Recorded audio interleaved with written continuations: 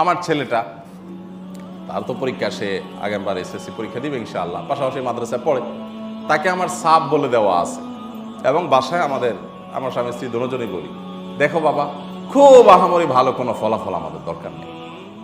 তুমি যদি মোটামুটি ভালো ফলাফল করতে পারো তো আলহামদুলিল্লাহ, না করতে পারলেও আলহামদুলিল্লাহ, কোনো টেনশন নিও না। তোমার উপর কোনো চাপ নাই।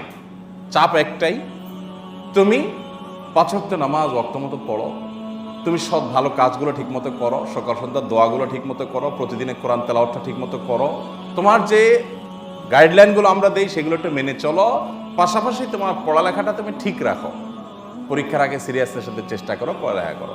এরপরেও যদি তোমার পরীক্ষার ফলাফল খারাপ হয়, তুমি টেনশন ফ্রি থাকবা, এটা নিয়ে আমাদের কোনো আক্ষেপ নাই, আমরা ধুমসে রান্নাবাড়া করে খাবো, তুমি টেনশন নিও না। দিছিল, আমি সকালে একটা টেলিভিশন চ্যানেলের প্রোগ্রামে গেছি, দেখি যে ফোন বাসা থেকে, কি হয়েছে, সে পাস করছে, আম করছে, আমাকে আলহামদুলিল্লাহ।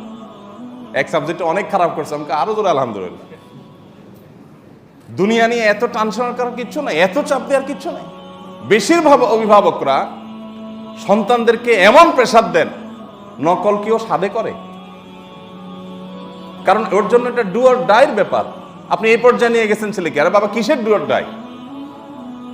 ঢাকা মেডিকেল কলেজে এক ডাক্তার আছে, আমার বন্ধু মানুষ, আমাকে প্রায় বলে, ভাই এইসব রেজাল্ট সব মেধা টেধা, এগুলোকে আমরা মা বাপরা যেভাবে বাঁচা গামছা পেতে নিয়ে নিছি, আসলে একটা মানুষের জীবনে সুখী হওয়া, তার ক্যারিয়ারটা কাঙ্ক্ষিত জায়গাতে সে চলে যেতে পারা, ক্যারিয়ারটা ভালো হওয়া, এগুলোর সাথে এগুলোর সম্পর্ক, অর্থাৎ ফলাফল ভালো হওয়ার সম্পর্কটা আমরা যতটা মনে করি একেবারে গুলির মতো, এরকম না।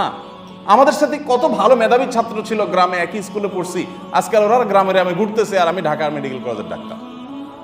ও আমার চেয়ে ভালো ছাত্র ছিল, আমি জানি, কিন্তু আজকাল ওর কিছুই করতে পারে না, টিউশন করে কোনো রকম পেট পালতেছে, আর আমাকে আল্লাহ তাআলা অনেক ভালো জায়গা নিয়ে আসছে।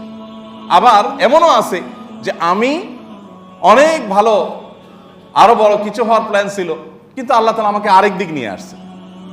তো এগুলো সবগুলো আল্লাহ সুবহানাহু ওয়া তাআলার ফয়সালা, কিন্তু এর মানে এই না যে বান্দা আল্লাহর তাকদীরের পরে ফয়সালা দিয়ে হাত পা বেঁধে বসে থাকবে, তার পরিশ্রম সে করবে, কিন্তু দুনিয়া নিয়ে এত সিরিয়াস হওয়ার কিছু না যে না বাবা এবার ফেল করলে কিন্তু মানিজ্য থাকবে না। ওই যে